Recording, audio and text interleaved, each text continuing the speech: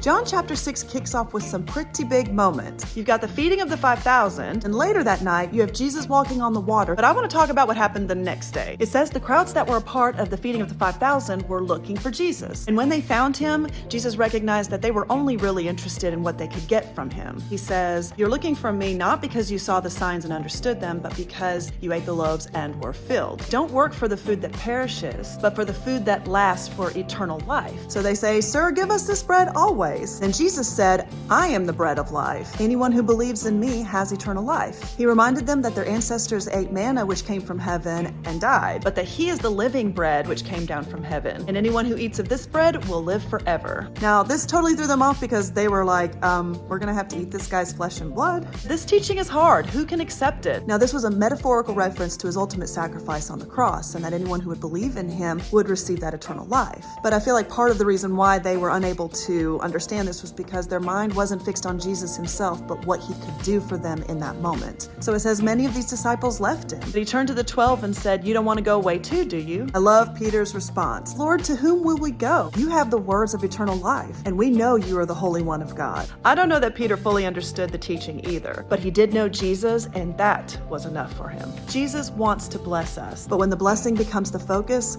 we miss out on the relationship with him. And that really is the blessing. He alone is enough.